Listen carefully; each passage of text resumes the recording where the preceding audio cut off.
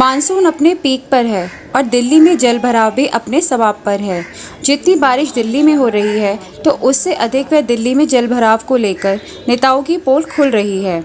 बारिश से दिल्ली में जगह जगह जल भराव हो रखा है और यहाँ तक कि पूर्वी दिल्ली के कई इलाकों में तो गलियाँ और रोड पानी से भरे हुए हैं और कूड़े के ढेर लगे हुए हैं।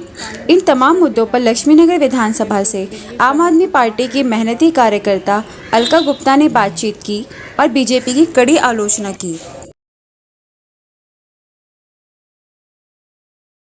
बड़ा सवाल ये है कि 15 साल से बीजेपी नगर निगम में है, लेकिन समस्या तस की तस है, उसका कोई समाधान नहीं दिखता।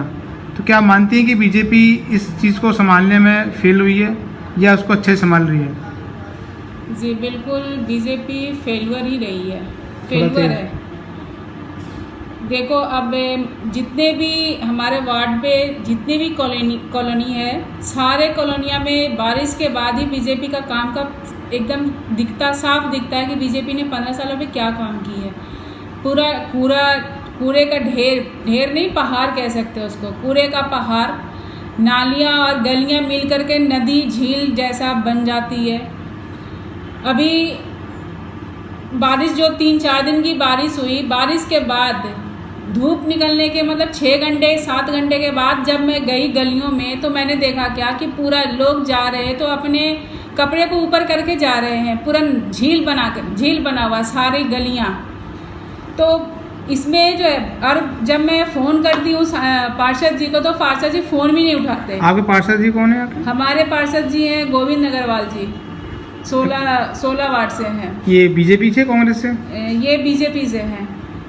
वो फ़ोन करने के बाद भी वो फ़ोन का जवाब नहीं देते हैं। फिर मैंने कुछ महिलाओं को इकट्ठा करके और ये मंडावली में उनकी कैंप ऑफिस में मैं उनको सारी महिलाओं को लेकर के गई और अपनी बात को रखा और महिलाओं के द्वारा मतलब बात को रखवाया ताकि उनको लगे कि नहीं हमारा मतलब कि इनके पास इतनी सारी महिलाएं हैं, नहीं अगर इनकी बात को मानूंगा सुनूंगा तो फिर हमें दिक्कत होगा।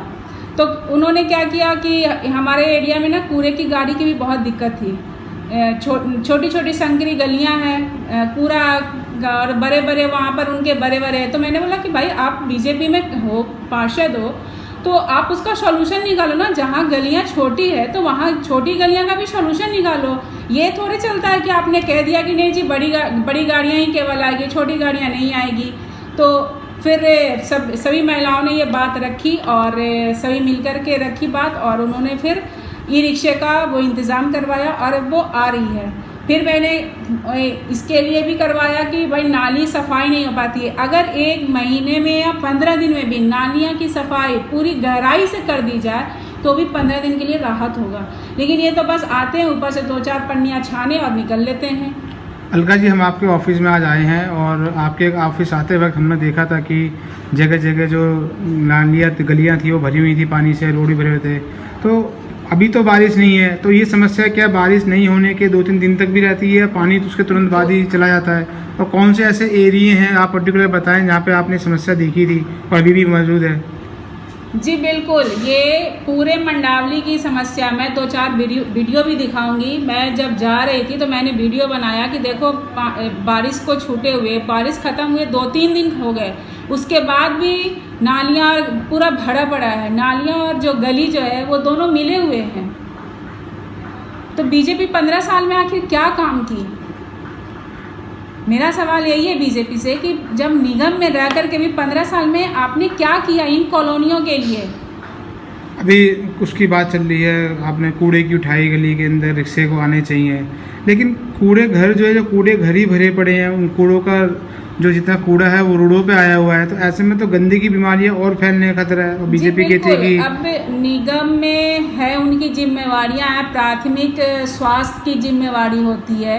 तो ये प्राथमिक स्वास्थ्य का तो सबसे पहले कूड़ा का जो है वो कूड़ा का समाधान होना चाहिए। जब वो कूड़ा रहेगा ही तो वहाँ से तो बीमारियाँ उत्पन्न होगी ही होगी।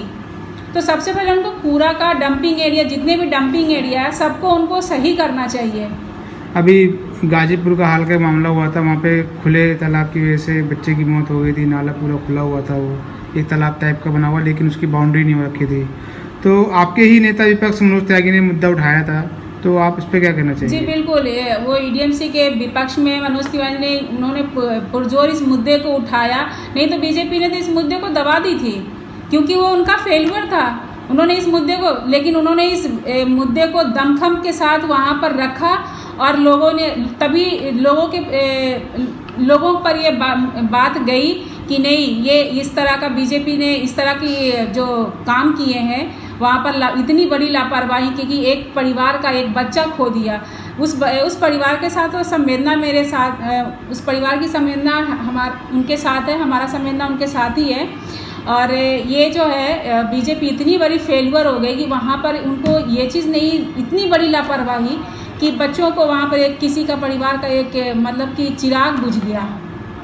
आपने बीजेपी को काफ़ी आलोचना की है और एक आखिरी सवाल आपसे ये है कि आप ही की पार्टी के मुख्यमंत्री हैं अरविंद केजरीवाल, उन्होंने कहा था कि मिंटो रोड पे जल नहीं भरा जाएगा, मिंटो रोड पूरी साफ़ रहेगी, चाहे बारिश हो जाए कुछ भी हो जाए। और जब मानसून शुरू हुआ उसके जब बारिश ने अपने अवतार दिखाया तो मिंटो रोड ने भी अपना रूप दिखा दिया, वो भर गई, उसके ऊपर निकासी के लिए पानी के लिए जगह नहीं मिल पाई, उनका ड्रेनिंग सिस्टम, उनके वादे सब फेल हो गए। तो इस पर आप क्या कहेंगी?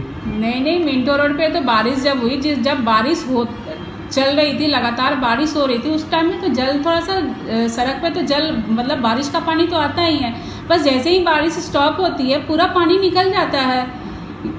ये तो जल भराव तो मैंने सुना ही नहीं इस बार कि मिंटो रोड पर जल भराव हुआ है।